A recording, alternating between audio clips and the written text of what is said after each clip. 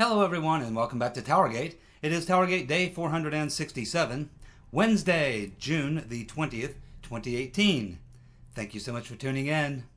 Well, of course you know Wednesday, that's the day that I take out the trash and I have chicken. Every Wednesday, I take out the trash and I have chicken. My oh my.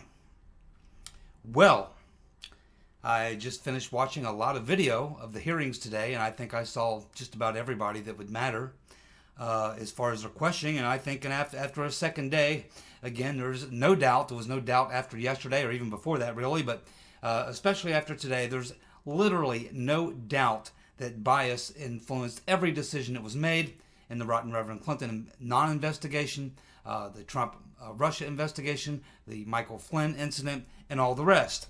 And just watching Horowitz today, you can even see in Horowitz's face and his just the way he's acting, you can see that even Horowitz knows that this is insanity, that this is completely crazy. And he's been asked so many different ways by so many different people in the last 2 days, and essentially this is what he has to say, yeah, obviously you have all these bias with these individuals, but but for whatever reason, I don't know, pressure's on him or what have you, but they just can't quite go to the point where they say, yeah, the bias is there, but we can't see where it affected the investigation, despite the fact that you can see it all through the IG report, and you can see it. I mean, this is really obvious.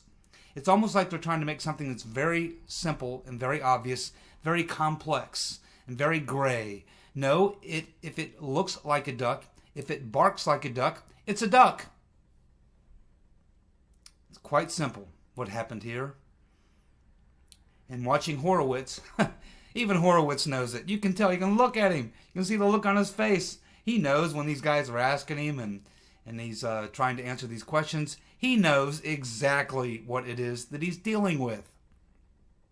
He knows exactly, but his job, of course, he is the custodian, the cleanup man.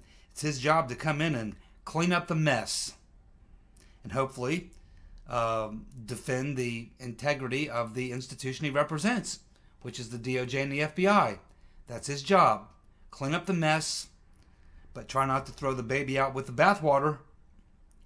So anyhow, let's get to some of the specifics of today.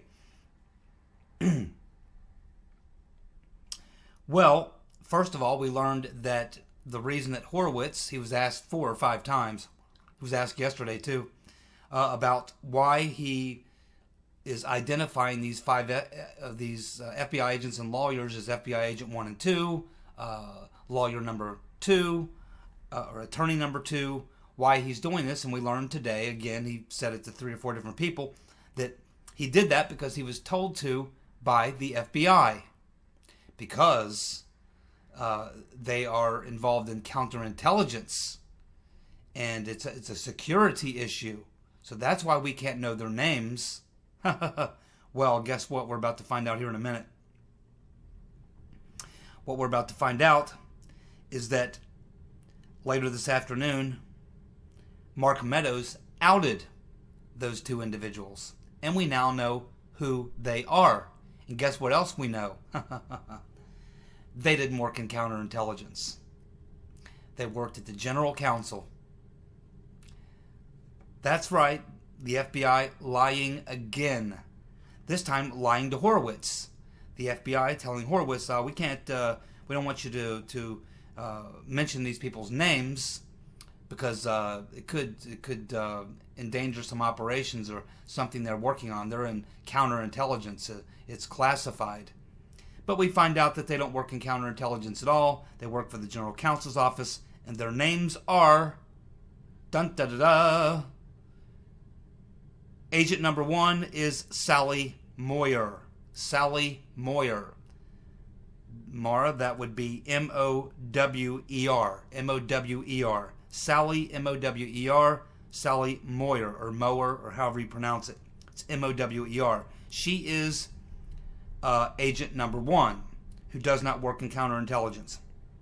And agent number 5 is Kevin Kleinsman. K-L-E-I-N-S-M-A-N. Again, that's K-L-E-I-N-S-M-A-N, Kleinsman. Kevin Kleinsman. So Sally Mueller, or Mueller, and Kevin Kleinsman are the agents 1 and 5. And they've now been outed by Mark Meadows. They did not work in counterintelligence. They worked for the General Counsel's office. And they, too, were having an affair. Sounds like they had a lot of fun over there at the FBI. Fixing investigations, running frame-ups, having probably orgies. I don't know what was going on over there at the FBI or what is going on there at the FBI.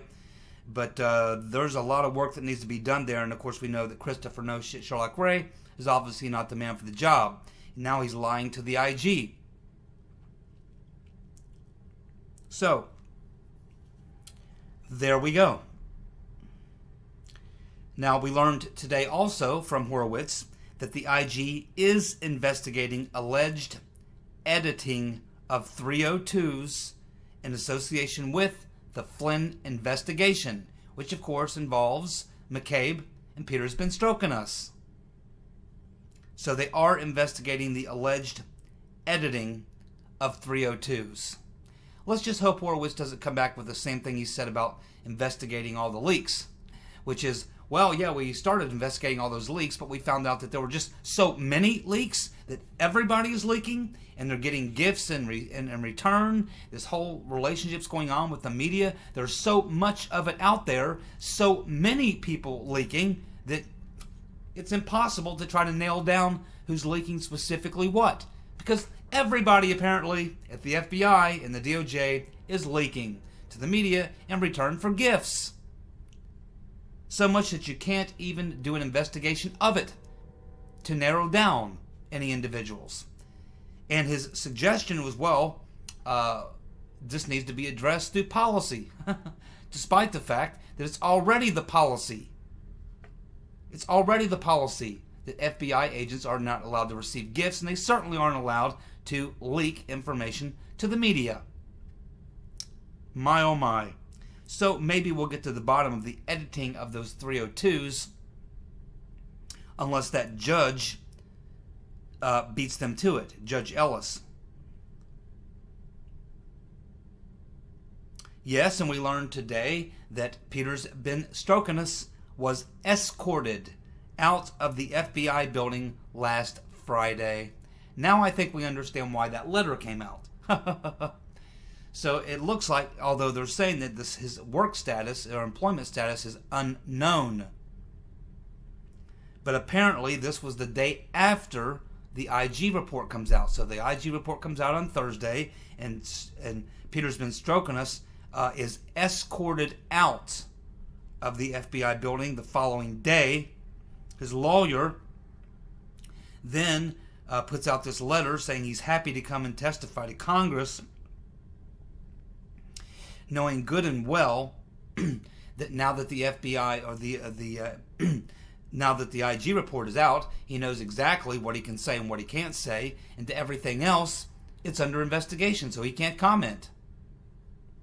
He only wants a chance to sit in front of Congress to try to save his reputation, which I don't think he can do. And if he sits down there in front of the House Intelligence Committee, they'll just destroy him. I mean, they're just, I mean, he can sit there and tell them, well, I didn't really mean that stuff. I was just joking around. Anything like that. No one's going to believe it. I mean, the fact that this guy thinks he's so smart, and you can see this all through the text with Strzok and Page. Strzok really believes he is this guy is really an elitist snob who, of course, he can go in Walmart and smell the Trump supporters. This guy is a real arrogant elitist snob, and he also is one of the people that thinks that he's smarter than everybody else. And he thinks he can go in there and outsmart them, or he thinks a bunch of yahoos like all of us sitting out here in the middle of the country will watch him on TV and go, oh, well, I guess if he says it wasn't serious, I guess that explains it. Okay, that's all good. I don't think so. Because there's something that those of us who occasionally go to a Walmart or whatever, we have a little nose on our nose as well, and we can do a little sniffing and smelling as well, and we can definitely smell bullshit. We can definitely smell bullshit, and that's what Peter's been stroking us is hoping to drop on all of us. And we're not going to buy it. No one's going to buy it. This guy should stay as far away from a camera and a microphone as he possibly can, and lawyer up, because there's a lot more to come for Peter's been stroking us. Well, it is the close of business on Tuesday, and as far as I know, Rosenstein has not produced any documents. So it looks like he is going to try to play this all the way out to the end. He apparently has the support of Sessions, who was asked again how he feels about Rosenstein, and he says he's perfectly good with Rosenstein continuing to be in charge of the Mueller investigation. So I don't know if if Sessions is aware of the fact that they're about to have an impeachment vote against him or not. I don't really know if he keeps up with the news, but we'll see how this goes, because by tomorrow night at this time, if they don't have the documents, according to Sarah Carter, they are going to have a floor vote for impeachment, although I think first it's a two-step process. First they have a floor vote, and it's to hold him in contempt, and then they'll give him a certain amount of days or hours to produce what they want. If he doesn't, then they have the impeachment vote. So, I'm not exactly sure how that process will play out, but I would think that maybe we'll get to the end of this by the end of this week, and we'll find out what Rosenstein's going to do. Now, I don't know if there's any way that he can fight it once the Congress has voted to impeach you. I have a rough time believing that you could stay in your position. Impeachment doesn't necessarily mean that he's thrown out of office, but it's so damning that when you become impeached, if you're the Attorney General and you've got all these other things going on top of that, you get impeached by the Congress. If Sessions still, at that point, says, yeah, well, I know you voted to impeach or whatever, but I still think old Rod's doing a great job, so I'm going to keep him in that position, that becomes, that starts to do a lot of damage to Sessions himself. And I just don't know how far Sessions is going to go with this, but I guess we're going to find out. But it looks to me like Rosenstein has no intention. It looks like he's perfectly willing to be impeached, held in contempt, and that he's going to try to see if they'll try to forcibly remove him, which would probably require Sessions, would be my guess, or the president. And of course, he knows the president really is too politically sensitive for him to do it. It would come down to Sessions. As we're just gonna have to wait and see. I mean, this is pretty extraordinary to be at this place. But we saw Holder held in contempt, but they didn't follow up with the impeachment vote. I think in this case they will follow up with an impeachment vote against Rosenstein, but impeachment doesn't mean he's out of office. Impeachment means he's been impeached for, whatever. But the removal of office is another step. It's not one and the same. Impeachment doesn't mean, we vote to impeach him, we get the votes, he's impeached, he's gone. No, it doesn't work that way. You get the votes, he's impeached. Now you finish that step, and the next step is the removal. Typically, in this case, they would resign. They wouldn't fight it, just because of the political, stuff that would go on around it. But we'll see what Rosenstein and Sessions do, because it's coming down to the wire, I think, because I don't see Rosenstein producing those documents. I don't see it. Well, we learned something else that shouldn't surprise us at all today from Horowitz, which is that the Right Reverend Clinton, she was never formally under investigation at any time in 2015 and 2016. Oh, boy. Now, didn't Comey, when he was questioned on this issue, and I believe he said, well, at the FBI, we don't do matters. We are an investigative agency, and we do investigations. And they were looking into the Right Reverend Clinton's mishandling of classified information. That would be an investigation. But according to Horowitz, as far as having a formal investigation into the Right Reverend Clinton, there wasn't one.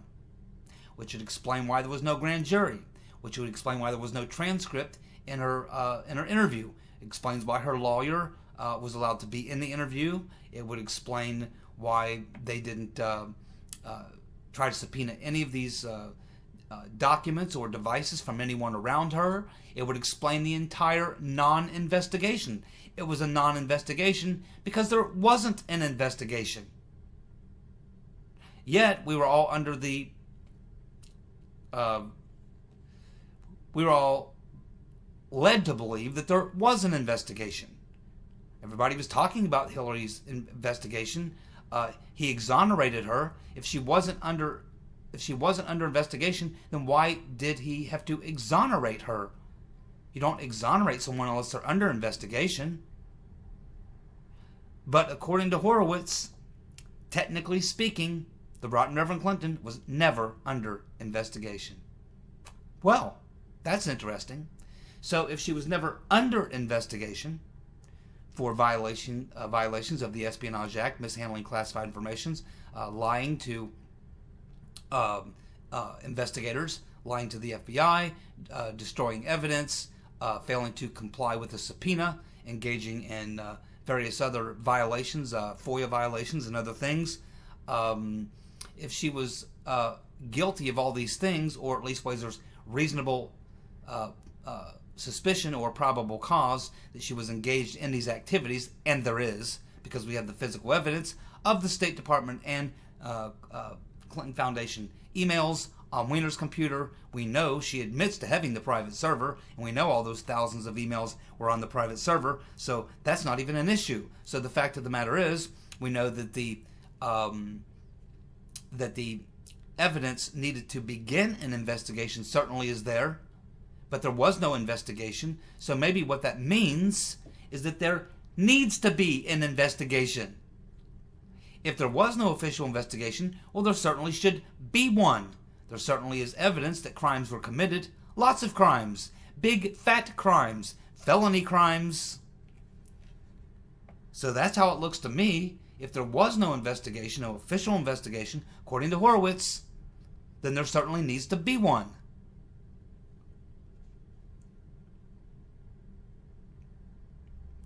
Well, we now have Michael Caputo. He came out and did an interview. I don't know if it was last night or today. I just watched a short video where Caputo is being asked now a little bit more about this informant, Mr. Greenberg. And it appears now that when Caputo went back, he's now saying when he went back to modify his statement to enter this into the record, and he began to talk about Mr. Greenberg, and he began to say that he didn't know if he was American or Russian. At that point, someone from the Mueller team came back and retorted to him, oh, he's Russian. In other words, Mueller and his team of Hillary Clinton donor posse, they know all about Mr. Greenberg, the informant. They know all about him. We haven't heard anything from Mueller about him, but Mueller knows all about him apparently, because he told Caputo, oh yeah, we know, he's a Russian. So they know about him, but they never brought it up, or brought up anything about any of these informants. Mueller knows all this was happening. He's not even looking at any of that. He's got his mind sharply focused on nothing but Trump and anyone around Trump who they can pressure to make up something or give up something on Trump. He cares nothing about a Russia investigation. And what have we got in the Russia investigation? Well, the very first thing Uncle Bob the Executioner should have done was start from scratch with a new investigation. Although we know that's not what happened, but that's what should have happened. And the very first thing he should have done was verify that it was the Russians who hacked the DNC server. But he did not do that. He did not do that. So therefore, there really is no government evidence that the Russians hacked the DNC server. Therefore, they don't actually have any perps or any suspects to go after. Then we have the individuals that he's indicting around Trump. They're certainly not Russians. Then we have the Russians supposedly were part of the dossier. The two main guys, Milyan and Mifsud, they're not Russians. But even if they were, they denied everything. Mr. Timoviv, he had very little to do with anything. He is a Russian, but very little to do with anything. And then we have this Concord management and 13 Russian trolls. And we have the lawyer that he prosecuted for making a false statement over in the UK. So when you look at all this, what you can clearly see is that after all this time, there still is really no hard evidence of any real Russians doing anything. There's speculation. They do a lot of meddling. We know that. Everyone does, including us. But specifically, as far as all this investigation is about with the rotten Reverend Clinton, whether it's her emails, hacking the DNC, hacking Podesta, working to fix the election for Trump, or any of these other things, no evidence whatsoever to prove there was any real meddling in the election by the Russians which amounted to anything, which would have had any impact on anything.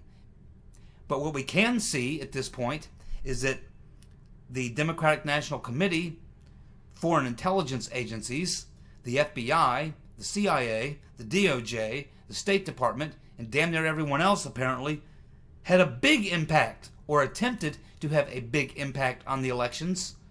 The meddling in the 2016 elections apparently was done by the FBI and the rotten Reverend Clinton and the intelligence agencies, not by the Russians. That's what we seem to have learned up to this point. That's what the evidence tells us. We also learned today, Horowitz admitted that they are investigating the FBI for manufacturing the Russia probe. Yep, they are investigating the FBI for manufacturing the Russia probe. Now, this is very good because ultimately what Horowitz will discover as he begins to dig into this is that a lot of these activities were happening long before the Russia investigation even started. Long before. So Horowitz is going to have to scratch his head and go, okay, well, if the investigation wasn't officially underway until July 31st, but all these activities are going on long before that, then who was guiding, directing, controlling, planning all these activities? And that will probably lead him into intelligence, whereby, as the Inspector General of the FBI and DOJ, he'll have to step up and say, okay, well, now where I find myself is that I'm pretty much have exhausted everything within the FBI and DOJ that may have had something to do with manufacturing this investigation, manufacturing this intelligence for this Russia probe. I'm kind of finding myself looking at intelligence stuff, which means that they're now going to have to turn to the Inspector General of the intelligence agency, I guess the CIA, the CIA's own internal watchdog. I don't even know who that is. But that's eventually where Horowitz is going to end up. It's where they're all going to end up. They're all going to end up looking at the CIA, and if they dig deep enough, they are going to find the 6-agency task force, and they're going to find that that's the origin. That's where the Russia-Trump evidence was being manufactured. It was being manufactured by the CIA and then funneled into the FBI and DOJ via the State Department and private contractors. It's really not that hard to see, but we have to go through this entire dog and pony show, which will probably last another year or two, to get there. It's going to take some patience.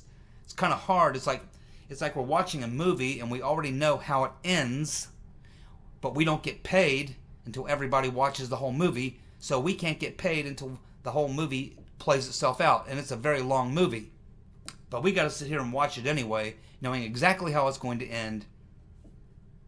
That's what we got to do. We got to sit here and wait, but we know how this is going to end, and we know where they're going to end up. They're going to end up in the bowels of Langley, Virginia, CIA headquarters, and Mr. Potato Head and his good friend Peter's been stroking us, orchestrating the entire thing. That is where they're going to find themselves. Mr. Horowitz is going to have to be turning this over to the IG of the intelligence agency. This specifically, this one will be the CIA. I think they all have their own individual inspector generals. So there's an IG for the CIA, and that is the next person who is going to be brought into the fray.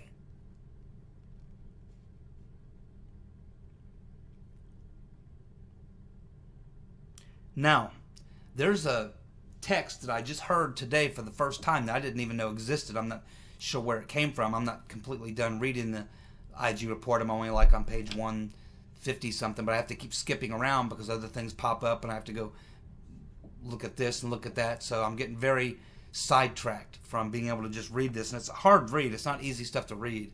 Or just, it's hard to read. So anyway, this text came out today. I heard about it. And let me just tell you what I'm talking about here. 24 hours after Peter's been Strzok had been assigned to the Russia case, and I assume at this point they're talking about the Mueller investigation, Trump-Russia Mueller investigation, that just after that, Peter's been Strzok, 24 hours after that, he makes this statement, "I unleashed it, now I'm going to finish it.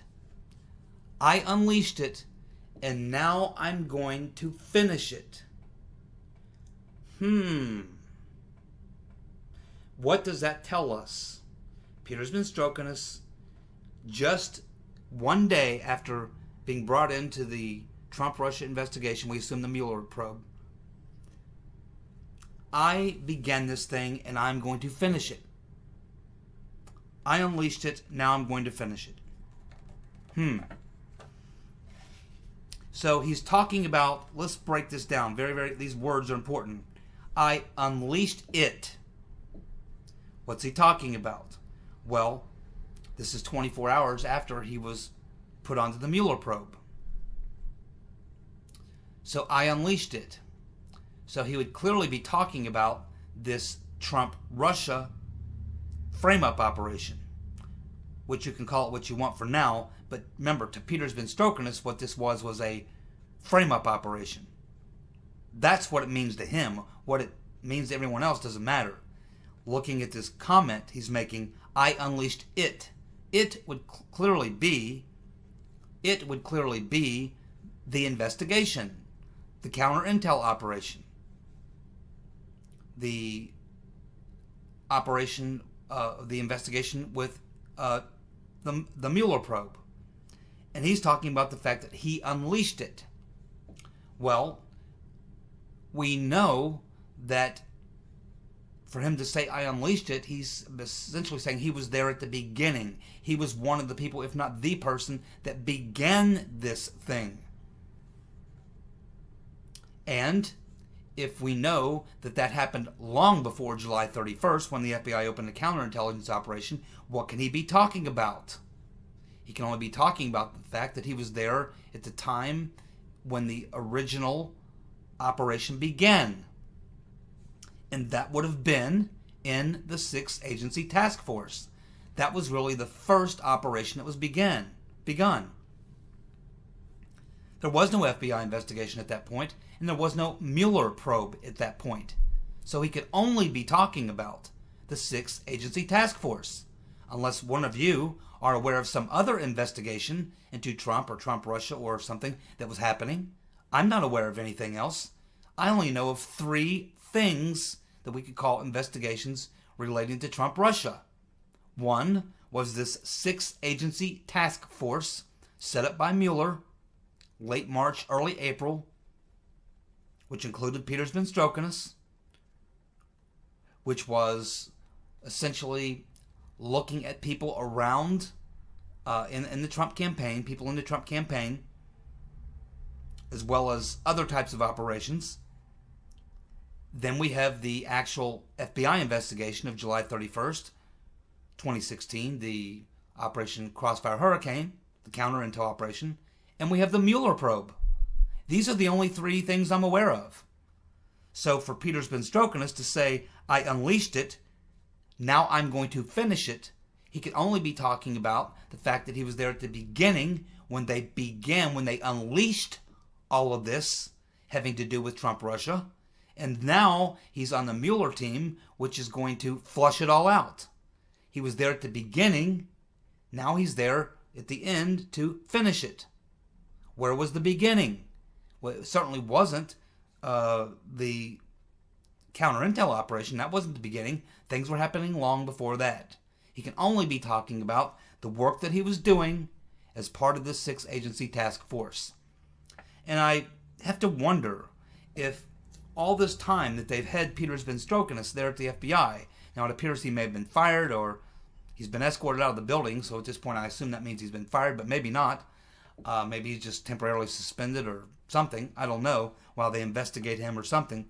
But, you know, it would just seem to me that after all this time, at some point in conversation with him, as you're interviewing him, you would have had to have stumbled upon the fact that he was part of this 6-agency task force.